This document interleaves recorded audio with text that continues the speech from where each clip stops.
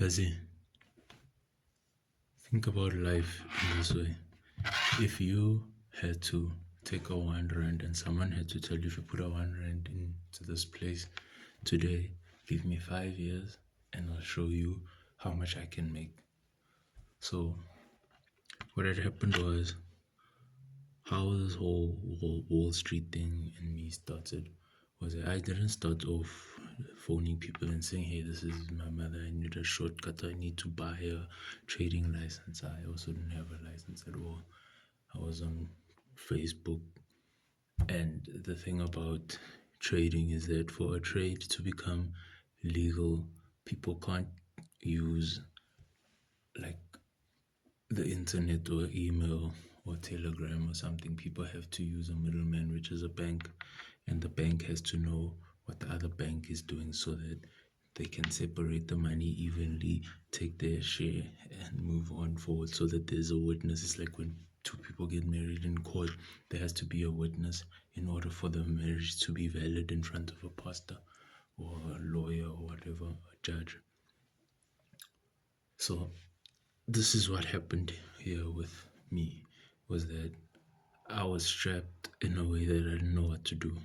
I was at a point in my music career where I was kind of making it, but there wasn't a plan. You understand what I mean? There wasn't anything to do with anything, nothing. So at the time, my mother had a Spanish maid at her house who basically introduced her to these people who were doing this Bitcoin thing, because no one in America really knew what Bitcoin was. So my mother was like, you know what I'm going to do is I'm going to give each one of my children who aren't on TV $100 into this thing to see how far it would go. So that's what she did. A couple of years later, Kim's money came out, she cashed out. That was when she came with the minimalistic style. She had enough money to invest into things. Tyler now, as you can see, he's curating for Louis V. He had enough money to invest in a line that was good enough for them to notice. If you notice, if you can't notice, I kept my money in the same place and carried on doing what I did, except what I did was when they figured out who I was and what I was doing on Facebook, I started to do things for them online so that they had to be a middleman. So I was basically the middleman. I was like the phone call in between the phone calls so that people would know that, okay, in America they're dealing with this, and in Germany they're dealing with this. And that's how it went. On some days I'd make $1, and other days I'd make $1,000,000. It's just how time went and time went and time went. There, yo. It's how life is. Got into a fight at the embassy. They got into a fight with me saying I think I'm a boss now. They ain't shit, because at the end of the day, if I pull out and I do whatever I do, I still am liable to sue this country and America for what they put me through. But anyways, this isn't about that. This is about the mere fact that at this very time, even if you had to walk into the JSE offices and you notice probably at the Johannesburg Stock Exchange, there isn't anybody trading. Why? Because they've basically blocked them off, all trading positions within the New York Stock Exchange.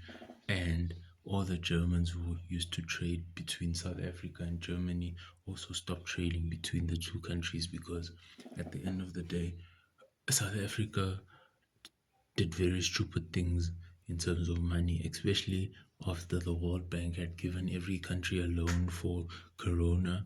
South Africa had gotten $500 billion, 500 billion, but they still didn't spend it on the things they said they did. Yes, some things did get spent on, but you have to remember that a turnover of 30 days on 500 billion into a country, there's no way you're going to tell me that they didn't make any money, because at the end of the day, 6 months into it, and 6 months into the loan coming to South Africa, there's something that had happened where they had to have made a profit within that 6 months, and till this day they haven't spoken about the money and when they plan to pay it back, which is funny because there's a lot of people who aren't on the inside who are going to fight this video.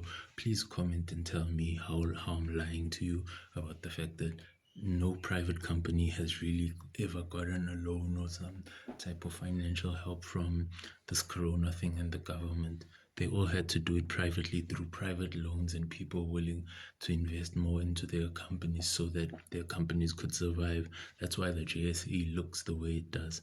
So if all banks had to take all their money and invest it into like an index account at Vanguard as a whole continent, you have to remember that if you're investing into something like that, you're not investing the money you have, you're investing money you don't have in for insurance purposes, so that if something crashes, there's no way this country would be liable for anything but the people who signed off the deal. So it must be like an Arab person who can afford, let's say now 56 million, and each person on average is going to gain about R1 million, which is about 100,000 less, about $50,000 from this government, without ever touching a job contract or anything.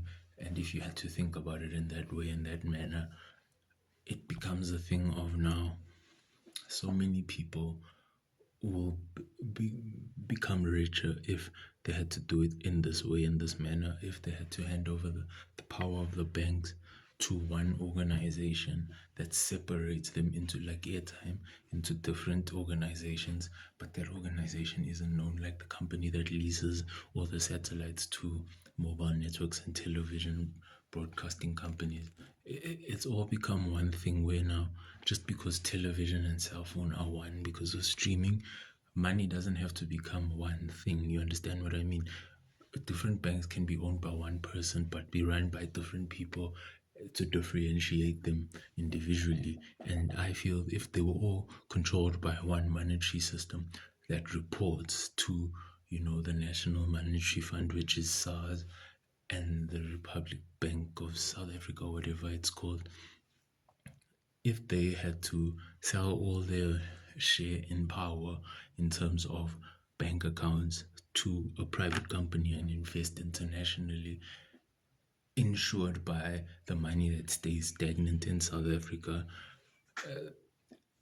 they would always retain the people's money, but they'd always have leeway to invest more internationally because all the money that they have right now would be in dollar form, meaning even the rands worth would have to basically go up a dime or two in order to balance itself out, because we'd be dealing with into the dollar system as opposed to the rest of Africa would have to listen to us, as our currency would be more expensive than any other currency in Africa. And that would also make things like the Naira go up, the things like the dinar, whatever they call themselves, up Africa, all of them would be forced to work harder and go up in value because South Africa would be basically in parallel with the dollar. If the dollar's a dollar, then in South Africa it's a dollar. It's no more 18 rand, meaning yes, bread would be like 50 rand, 60 rand. But what it would mean for us as a country is that we'd basically be guided by the price of the dollar, also to ensure that our human right to make decisions on increases is also more enforced, and will have more access to a proper voice within the world monetary system if we did it this way.